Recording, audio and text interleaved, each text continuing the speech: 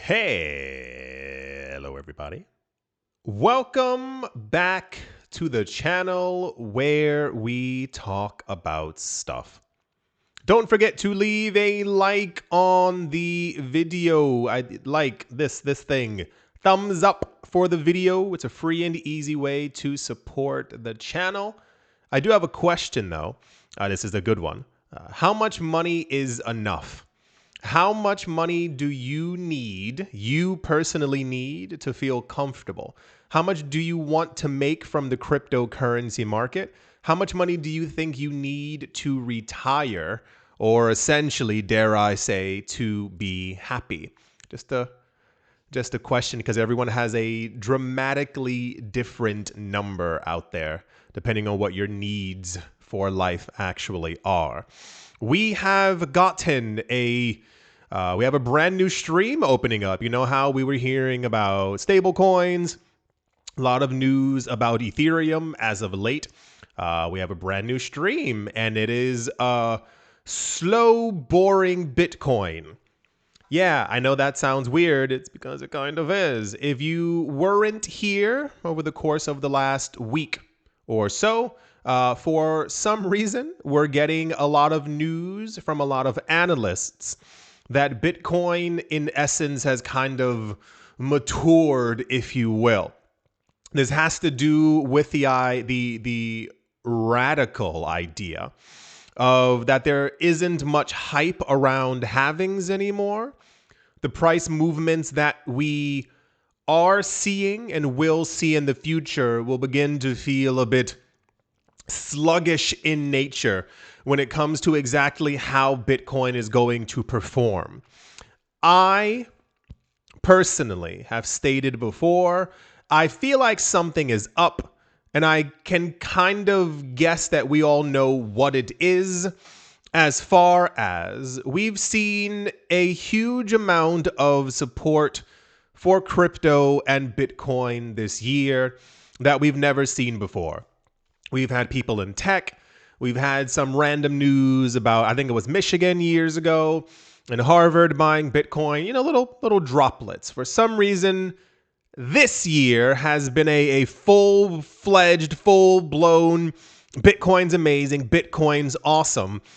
We did get news similar to this years ago regarding the head of the New York Stock Exchange and the NASDAQ. This is something that I make sure to keep repeating, because I think a lot of times when people think about the cryptocurrency market, there's a lot of how do I even say this?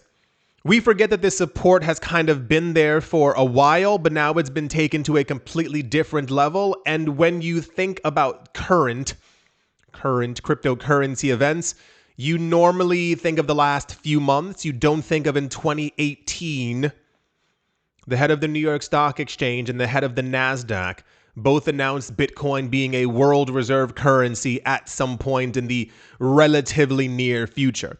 Same exact thing with the conversations and things we've been hearing about from BlackRock, in case you missed those as well, as far as taking over real estate in the United States and where Bitcoin's going to go. It's soon to be $1 million price trajectory. These are all very important in the grand scope of things as far as hearing who the actual support is coming from. There was a thing many moons ago that people kind of hung on to, and it was so frustrating because we all knew that it was a lie, or rather I knew it was a lie. From JP Morgan. JP Morgan had a thing where Jamie Dimon was constantly on stage and I can't stand Bitcoin. Bitcoin's awful, blah, blah, blah, blah. And then you found out that JP Morgan was directly and indirectly purchasing Bitcoin, and they were buying stock in I almost said MetaMask. What's the name of that thing? MicroStrategy, all these kinds of... Anyway, the entire point being, all these people for years say that they didn't like us. And now they're reporting how amazing the crypto space is, where things are going to go. And it's mainly because big money's in the market. They're part of that big money. Remember all the summertime, all the sovereign wealth funds that we were also hearing about if you weren't here. And we found out that multiple countries, but I think the one that made it into the news was Norway, They own millions and millions and millions and millions and millions of dollars worth of Bitcoin. So here's another one. And here's one that shouldn't shock you, but also kind of lend a bit, and I dare not say credibility, but it's leaning in the direction of why would they be saying something like this? It's not for their own benefit unless it actually is. This comes from Deutsche Bank, the biggest bank in Germany. Deutsche Bank has said that Bitcoin in the year 2030 is going to appear on central bank balance sheets. I repeat that one more time. We've had tons of banks over the years who claim that crypto was awful, horrible, dare I say even evil in some manner or form when they were trying to get people to not pay attention, and that's why they've all been purchasing it since at least 2014. One of the largest banks, also don't forget the Canadian banks and the other European banks who are also actively holding spot Bitcoin and also have huge stakes in the Bitcoin ETFs. We've gone over this over the course of this year. These are the things that should solidify to you in your mind. And I don't want to say we've won, but more of a, they know what's going on. They're buying all of this stuff up because they basically don't want to get left behind. Deutsche Bank has announced by 2030, you know how we keep hearing that like really weird time frame? We've been hearing about, the $25,000 Ether by 2028.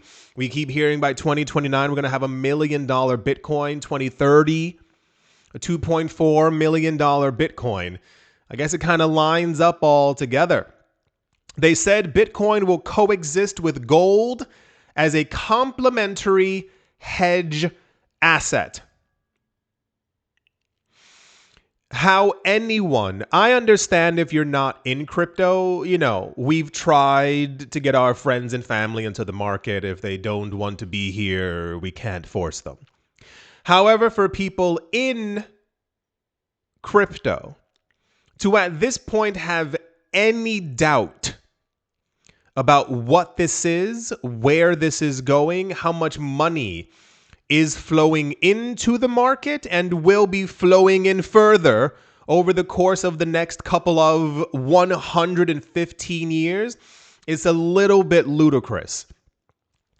We are currently at the point where banks, some of the largest banks on the planet, are purchasing and buying and owning Bitcoin. You want to know what's even crazier? Do you remember, for those of you who were and were not here, 2 years ago, we started having news that banks were going to start offering Bitcoin and crypto buying services to their clients. And I remember it didn't make popular news. It was kind of a fly-by-night thing. And I remember saying in multiple videos, I said, the bank cannot sell you Bitcoin unless they own Bitcoin themselves. Them announcing 2 years ago, we are going to offer our clients services. We will hold their crypto. We will also be able to sell Bitcoin and Ether to our clients. And I said, did anyone catch that? And very few people did. Now, the largest bank in Germany, amongst other banks who have also been actively buying Bitcoin. If you want, once again, this is why the idea of a news per day is so strong, because it has to stick in your mind. You have to understand that this is every 24 hours that we're getting some kind of news like this. This isn't once a week. This isn't once every 6.5 months. We go, oh, wow, cool. Finally, some good news. This is every single day. One of the largest banks on the planet has just stated in less than 5 years, in 4 years and 3 months, less than, central banks will be holding Bitcoin as a hedge the same exact way they will be holding gold. Now the $1 million per coin makes a little bit more sense. Now you understand why all these companies have popped out of nowhere and have started buying huge amounts of Bitcoin. Why I keep ringing the alarm bell saying, hey, there's not a lot left. It comes down to final thought for all of this. And I'm going to give you all of it. If we are on course, I'll give you the year 2053, 2062, the year 2062. If we are on course at some point in the future for $1 million Bitcoin, we're probably on course for a $10 million Bitcoin. By the time, for those of you who don't know, we get to $1 million, a $10 million Bitcoin, the world's financial infrastructure has literally caved in, and this money is just flowing into crypto. This is how you get a $100 trillion market cap, for those of you who don't know. We had predictions multiple times, but also one recently, talking about that a lot of experts are expecting it's a $70, $80 million Bitcoin. This will, once again, 2062. This isn't going to happen overnight. This will be a long and arduous process. If we are sliding down that road and we keep getting news like this all the time, and when I talk about being early in the market, it's that kind of idea. Wealth isn't created overnight. Wealth is a long process of accumulating assets and making sure that you get rich as the valuation of said assets end up rising. People who are, finance magnates or who own tons of property, their family, like, this is generational. Wealth is a generational process. If we do at some point, like, think of it, this is how I think of it. There was a video on YouTube, this was years ago. There was a guy, he must have been about like 20 years old at this point. And it was one of those exposés where they were discussing with him, how did you learn so much about money? And he said he basically went back and when he was younger and he looked at the stock market and he was like, he figured out that basically for every dollar that you would have put in over the course of a 10, 15 year period, even if you got low returns, it would equate to like $7 or $8. I forgot exactly what the number was, but it was somewhere around there. So he extrapolated and said, if I put 10, that becomes 70. If I put X amount and it kept on growing, and that's just within that small mirror period. He said, eventually, once I have enough money from that, I can roll that into other assets. And the news person was like, oh my gosh, you're a genius. And I was like, no, it's just the numbers. If we are at the point right now, more or less, rounding numbers, if you can put 1,000 into Bitcoin and get 1 million Satoshis, which would then equate to, in the future, the equivalent of $1 million, that's how wealth is created. That's why a lot of times you'll hear me say, like, pay attention to the news. Pay attention to what's happening. You might look at the price on a particular date and go, well, the price no go up. And it's like these people are talking about this asset that's been around for 16 years, sitting side by side with something that people have used for thousands of years as a hedge. If that's by 2030, how much Bitcoin do these banks have by 2035? By 2042, what's Bitcoin's price? Is the world running on Bitcoin simultaneously the same way that it is other currencies? The answer is probably yes. Who's paying attention? Very few people. Who's paying attention within the cryptocurrency space?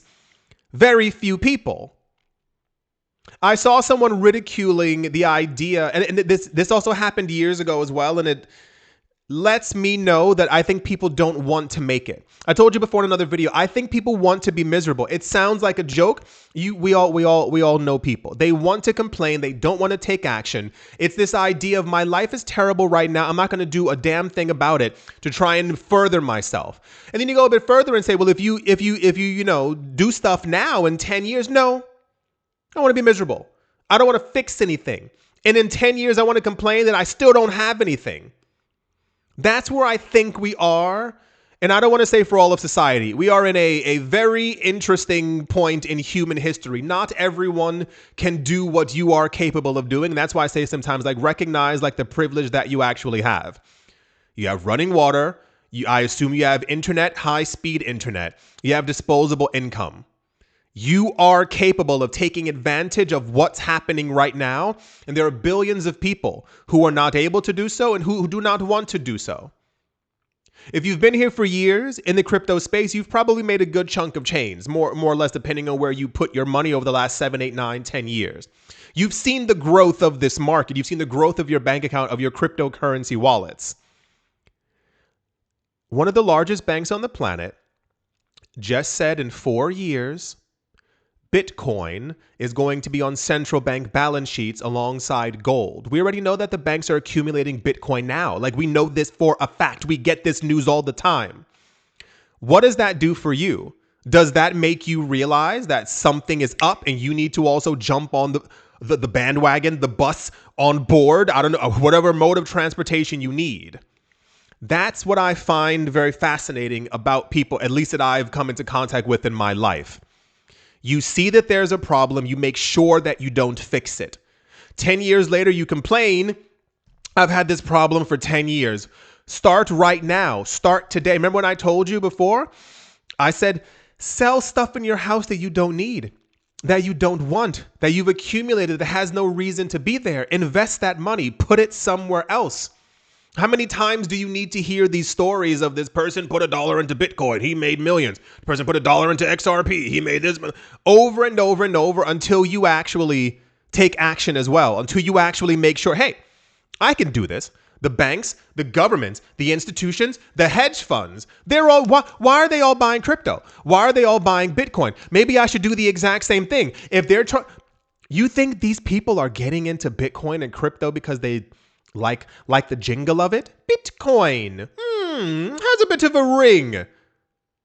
Or do you think, why would a central bank need to have Bitcoin on its balance sheet as the US dollar has lost 20% of its value this year?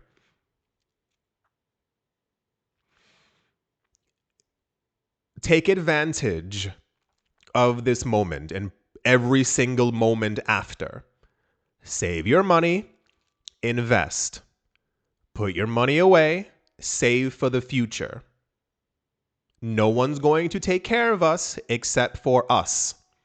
Pensions are running out, 401ks are collapsing. Do not, in 20 years, in 15 years, in 5 years, complain in the comment section that you didn't know.